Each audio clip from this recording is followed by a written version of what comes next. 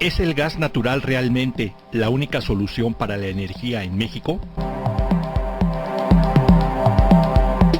Nuestro país está poniendo sus esperanzas en el gas natural, que se ha constituido como un combustible de transición fundamental.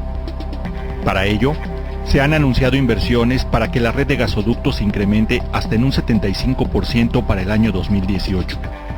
A su vez, el sector eléctrico está transformando sus procesos para sustituir el uso de combustóleo por gas natural. Sin embargo, hay que considerar que la producción de gas natural alcanzó su pico en 2010 y ahora la importación va en aumento.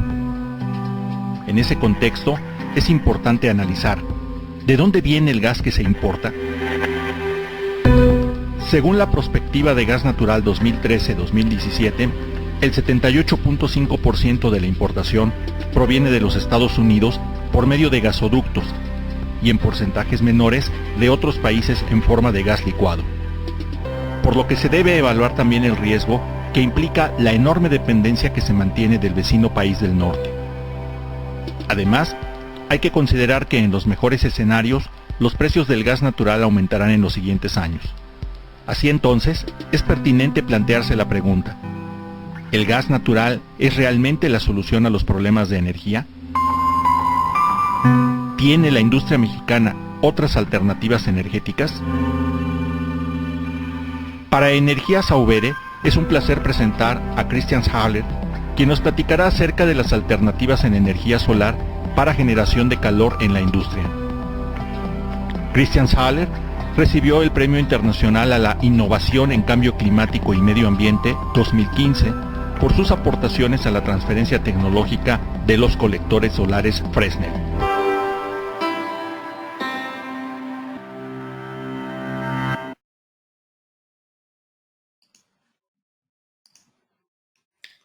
Hello everybody, welcome to our second webinar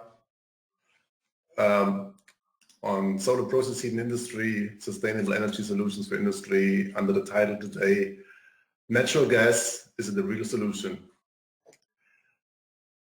The first slide you see here shows an industrial area around the turn of the century, and as you can see, it's full of smoking chimneys. And nowadays even the pictograms that are used for industry are using the symbol of a smoking industry to represent successful industry. What has changed so far? Not too much. As you can see here on the next slide, which shows an industrial area a couple of years back in the US, still full of smoking chimneys. Basically, we're burning more and more fossil fuels, and we are emitting too much emissions to our atmosphere. This slide now shows you the total carbon emissions from fossil fuels over the last 200 years approximately. And you can see the beginning of the industrialization and the strong rise of our emissions to the atmosphere. So you all know that we have to act, we have to do something, and it's not only private people trying to save energy and trying to have a greener lifestyle, but also industry has to contribute its part. And when you talk to industry, you come very quickly to the question, how much does it cost? And we're always in the situation that we have to compete with fossil fuel, but it's a rather unfair game as there are tremendously high subsidies for fossil fuel. So this number you can see here, $5.3 trillion a year, is a gigantic number, and it's equivalent to about $10 million a minute. So being competitive with fossil fuel, representing or trying to sell renewable energy is quite difficult nowadays. But anyway, we are doing it, and we're reaching reasonable costs, and we are competitive with fossil fuels. Some words about our company. Industrial Solar, we are a solution provider for sustainable energy supply in industry, based on a rather broad portfolio of technologies, but we're also doing consulting for companies and for policymakers. We are based in Freiburg, Germany, in the Black Forest, and we have founded our company back in 2008, and our early days, we started our activities in our mother company back in the late 90s, where we did consulting for CSP companies, developing collectors, evaluating collector technologies for CSP, solar thermal power generation applications. And such we get a lot of know-how. And after a while, we thought about how to use this know-how. And as we didn't want to address the solar thermal electricity generation market, we decided to use this know-how to provide a solution to industry.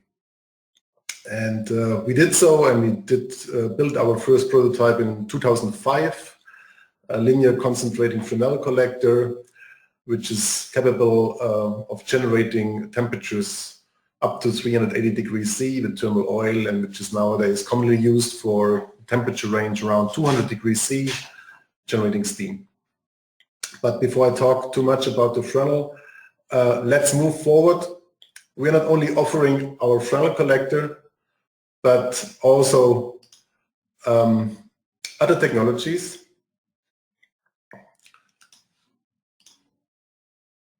Like photovoltaics or air collectors, flat plate collectors, vacuum tube collectors, absorption chillers to generate cold for air conditioning and process cold, heat pumps, and we even offer conventional fossil-fired systems as backup, like cogeneration systems or microgas turbines. So we can provide a customized solution for industrial customers, covering different types of energy demands like electricity or heat or cold. We address this market of industry, as industry is responsible for a big share of our primary energy consumption. About 27% of our primary energy is used by industry, and of energy which is required by industry is required in forms of thermal energy, meaning heat or cold, and only about 1/3 is used in the form of electric energy. And if you have a closer look at this process heat demand, you realize that more than half of it is in a temperature range below 400 degrees C, which can be supplied with solar technologies. Talking about sun, sitting here in shady Freiburg today with an overcast sky, it's raining a little bit. I hope the weather is better in Mexico. I'm almost jealous to look at your map of the solar potential. This map is showing you the direct normal irradiation. The more red, the better.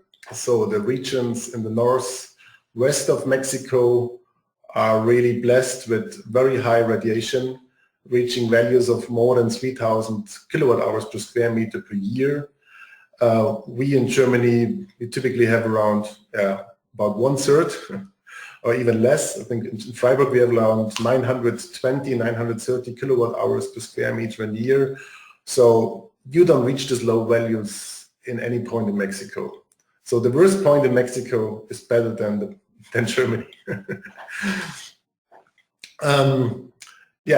So Mexico is the perfect place to use solar technologies, also concentrating solar technologies, which can only make use of the direct radiation. Non-concentrating solar technologies, they can also make use of the diffuse part of the solar radiation. And they are, for example, better suited for the areas on your map which are more greenish and bluish. But if you are in a region which is more yellowish and reddish, then it's a perfect place for concentrating solar.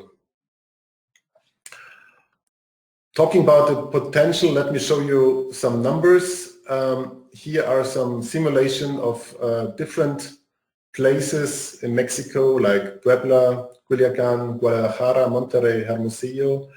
And this yellow-orange bar represents the direct normal irradiation, and the blue bar represents the gross heat production. These numbers are referring to a linear concentrating Fresnel collector. And the purple dots you see up there, the purple squares, are representing the mean yearly efficiency. And you can see that all over Mexico, we are reaching mean yearly efficiencies around above 40%, somewhere between 40 and 45%. This is extremely good. Here in Germany, we reach like 27, 28. If you go down to Spain, southern Spain, Andalusia, we can reach like 35, 38. The closer you come to the equator, and if you come to higher altitudes, like it's very often the case in Mexico, the better it gets. And so we can reach these high values there. It gets even a bit better, for example, in the northeast of Brazil, where we are closer to the equator and have a similar weather like you have. There we can reach values close to 50%. Future market of solar. This slide shows you the future market that is based on the roadmap by the European Association for Solar Heating and Cooling. The brighter blue shows solar water heating. The purple is solar space heating. And the biggest chunk here actually is the process heat for solar process heat for industry. In the low temperature range, process people are referring low temperature to temperatures up to 250 degrees C. There's a little confusion with these temperature ranges. Solar people are more like talking about medium temperature range. But anyway, this is the temperature range which is very often needed in industry, temperatures up to 250 degrees C. And the prediction for this market is a very strong growth. But also space cooling and solar swimming pool heating is a no-brainer. That's a very simple collector technology and with a very, very short payback time. So which sectors actually do need process heat? Here's a list which could be continued over several meters, I guess, but just to give you some examples, dairies, they typically have processes like pasteurization, sterilization, drying, and so on, and their typical process heat demand is in a temperature range from 60 to 180. Food, pharmaceutical, we just did a project for a pharmaceutical company in Jordan where we installed a directly steam generating system for this company. This system is working very well. We are now, we just received the order for a solar air collector system for another pharmaceutical company for a drying application. So there is a big potential. Textile, of course, processes like bleaching, dyeing, drying, and so on. Paper industry, which is not that simple because paper industry typically burns their waste, like waste wood or waste paper. So there we have the chance to add something if they're still using fossil fuel, not only their own waste. Chemical industry, meat, I think that's also a very big branch in Mexico.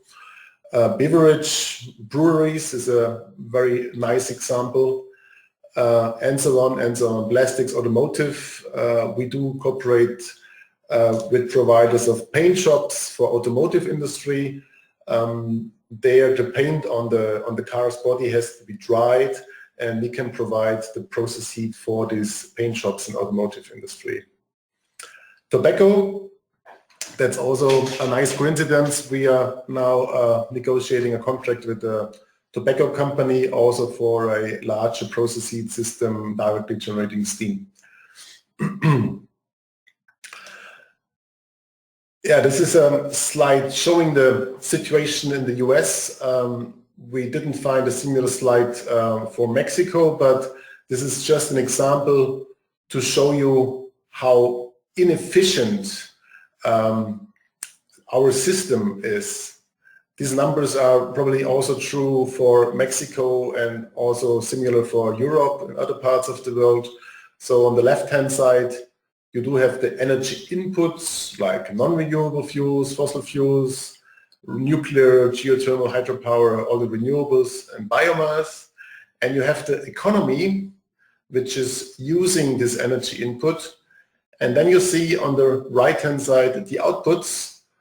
And that's pretty disappointing from my point of view, because the useful energy is only 9% of all the energy inputs.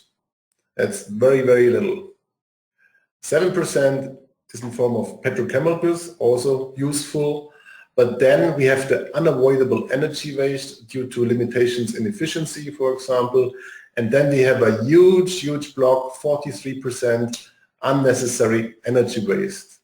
And of course, before we talk about renewable energies, we have to tackle these chunk of unnecessary energy waste and reduce the waste of energy. What? It's not coming. Okay. I just get a message that you cannot hear me. Sorry for the interruption. I have to check that. Can you please tell me if you can hear me loud and clearly?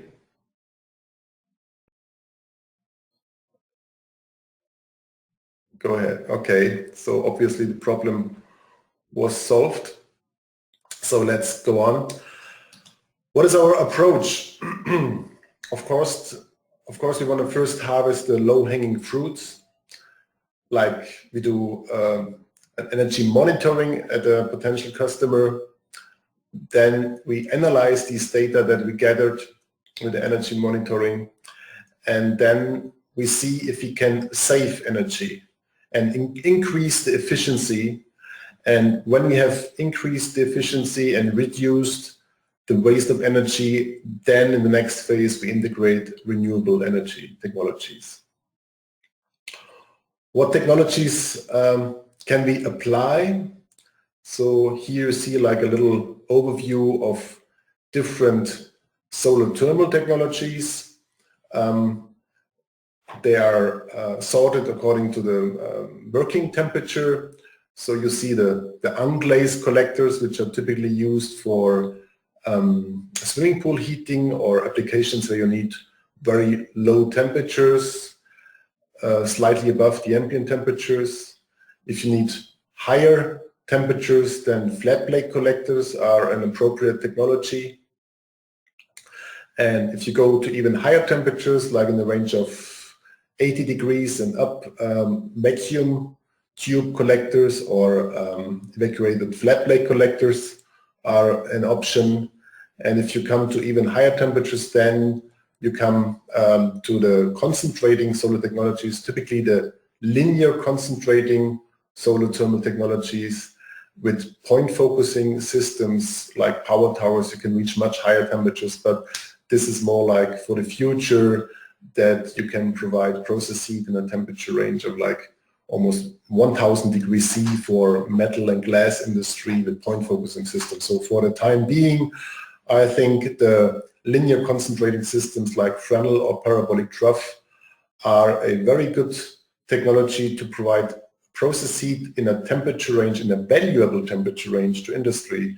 Because as I learned from our discussions in Germany and all over the world, industry has very often waste heat in a temperature range that can be provided by, like, say, flat plate collectors or even vacuum tube collectors.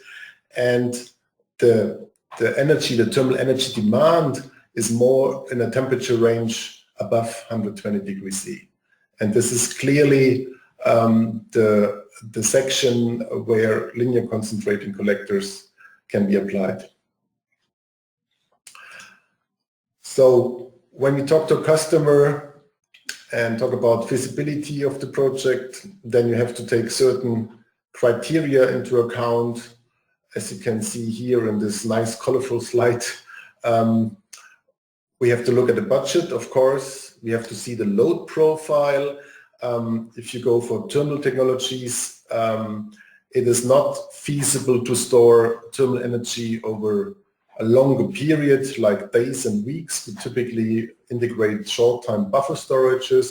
But if a company is shutting down their production like every weekend from Friday to Sunday, then you have a problem with thermal systems. So we need, for solar thermal technologies, we need more like companies that operate 24/7. Or this is the simplest case. Depending on the temperature range, we can choose the collector, or we have to choose the appropriate collector technology. Supply temperature, that's a discussion we always have. You can, for example, if you have a company with different processes on different temperature levels, you could integrate non-concentrating collectors and integrate this heat from these collectors on the process temperature level, meaning that you have to tackle the production process, which is very often not wanted by the customer. So our approach with the linear concentrating Fresnel collector is that we provide heat on the supply temperature. So if you operate a boiler fired with biomass or fossil fuel like oil or gas, you operate a boiler that is, for example, generating steam, and you would like to reduce your emissions and your energy bills in the future, we would typically connect directly to your steam grid without tackling your production process or even the boiler. And the trick we do is there that, for example, we generate steam with a higher pressure in our solar collector system, and when you reach a certain pressure in the morning after heating up the system, then we inject the steam into the steam grid, and your boiler has the impression that there is no steam demand as long as we provide enough steam with our collector. So there is no need for a complex control system. Basically, we just replace steam in your grid and your boiler doesn't operate, your burner doesn't start. Another point to take into account, for example, feed water temperature. If you operate an open circuit with steam, meaning you lose the steam, you don't condensate it, you don't condense it, then you have to prepare feed water, and there is an opportunity to integrate, again, non-concentrating solar thermal technologies like flat plate collectors or vacuum tube collectors to preheat the feed water. Yes, and of course a very important criteria is the available space. So for all solar technologies you need space on rooftops or on the ground.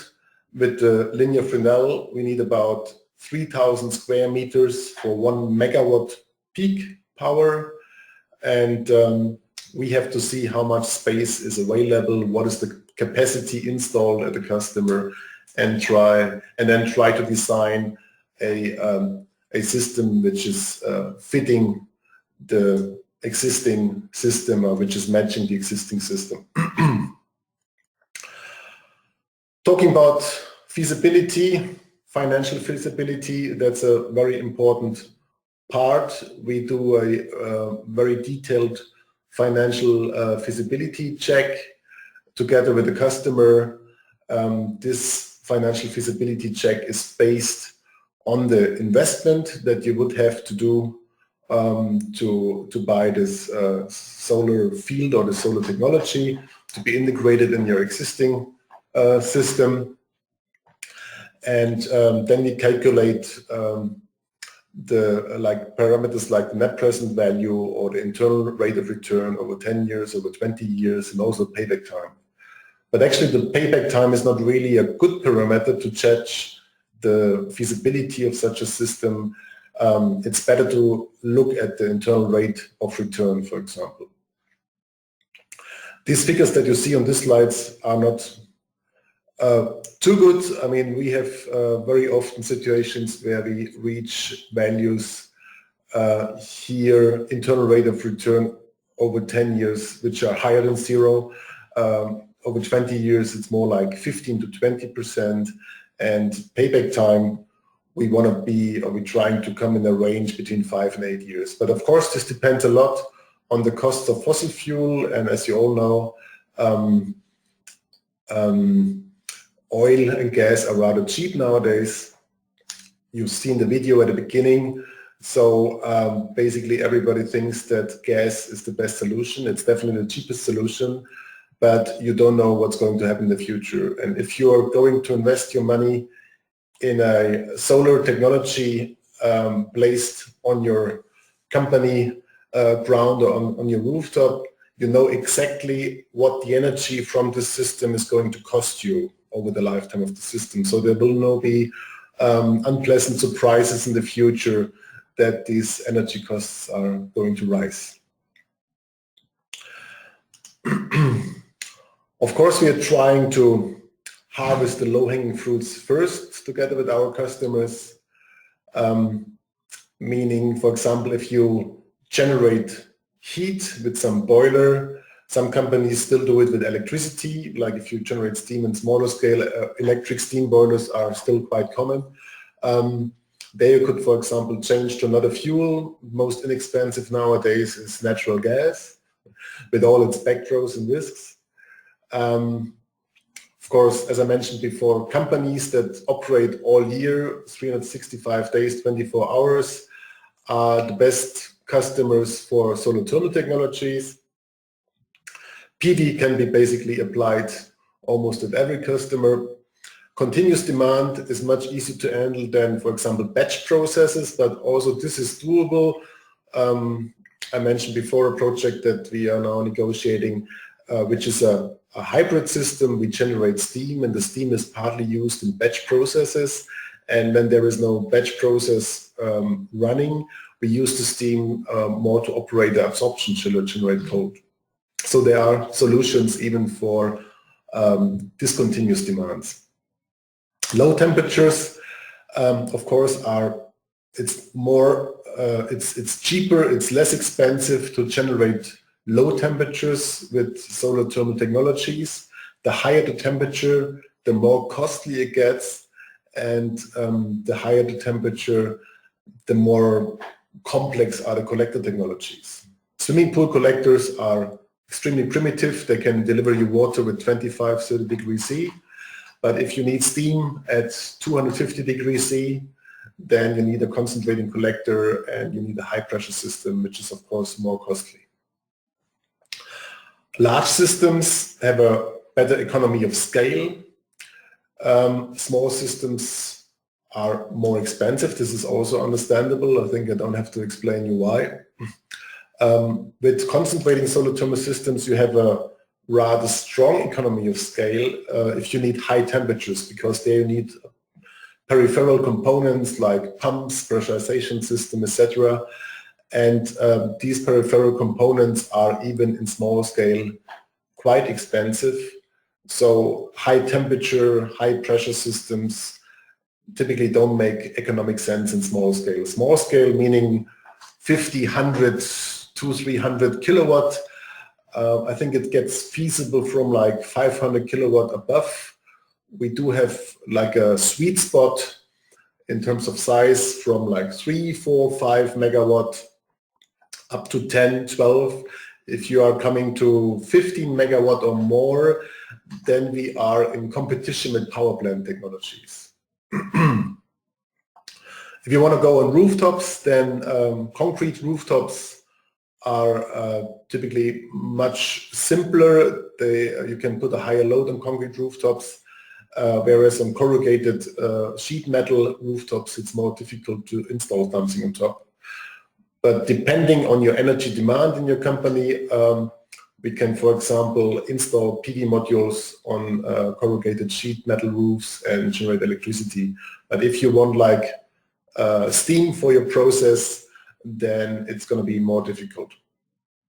And of course, places with high radiation are more attractive. With the same investment, you will get a higher energy yield, meaning it's financially more attractive. You will have a higher internal rate of return. What are the challenges? What are our problems? Low energy costs, like fracking gas from the US is a real bummer for us, or now the low oil price. The high investment, with all renewable technologies, you are facing the situation that you have a rather high investment at the beginning. We are trying to help our customers with financing, meaning there are institutions out there like development banks and others that can give you a low interest loan to finance such a system. There are programs for that, and we are also working on energy contracting. There are financial partners which can do energy contracting. Basically, the financial partner is doing the investment and you're buying the energy. This is called energy contracting. There are also other models like BOT, build, operate, transfer. It's more like a leasing model. And there is a lot of movement currently in the market because most of the people have understood industry needs a lot of energy. Industry is open for clean energy because the customers are more and more sensitive towards this. If a company is acting clean and green, or if they are dirty, burning coal and heavy fuel oil. And the only hurdle we have to overcome is the financing. So there are many people out there and many projects currently, of which I know, which are working on this financing problem. And we are planning, not only us, but also others are planning to set up investment funds to finance such systems for industry.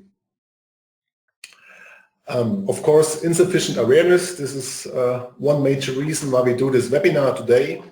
Very often people in industry don't even know that there are technologies out there, market available, proven technologies that can provide clean energy for these industries.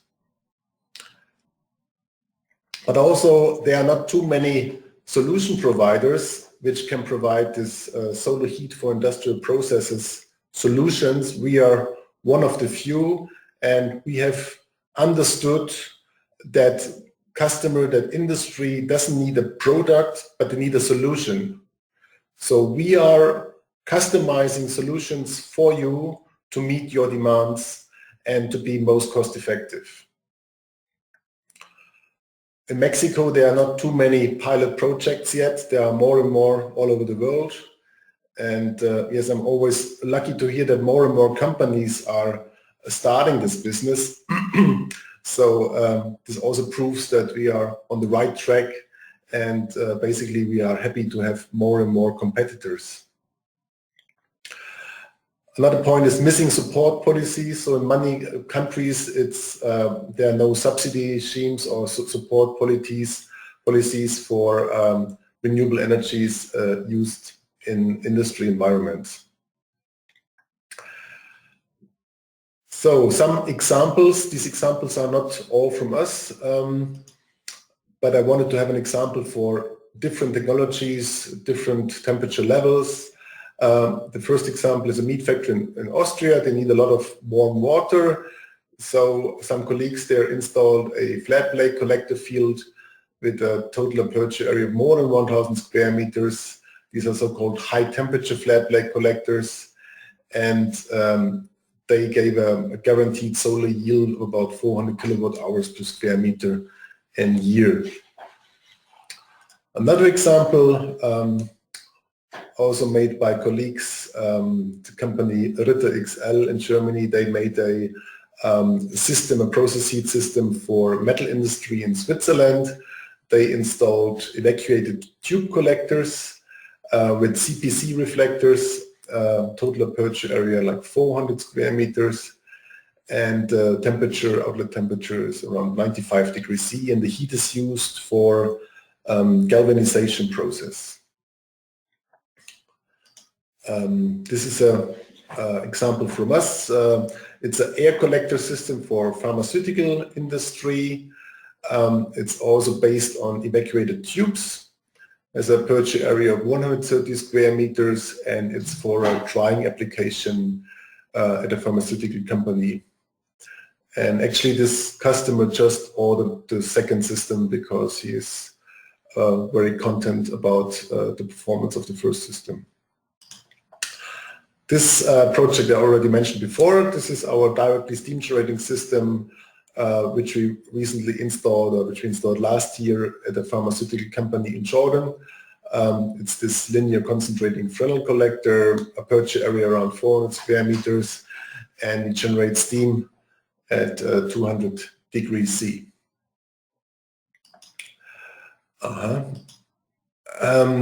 Some aspects, of course, there's awareness of local industry. Supply, we need more availability of solutions. The viability of technology has to be proven. Economics have to be in an acceptable range. And of course, we need financing model, and always a big issue, we need local value. And this is actually very well possible with our linear concentrating Fresnel collector. So we can source components locally, like the metal structure, which is basically metal profiles, and other parts that we can source locally. So we're coming to the end.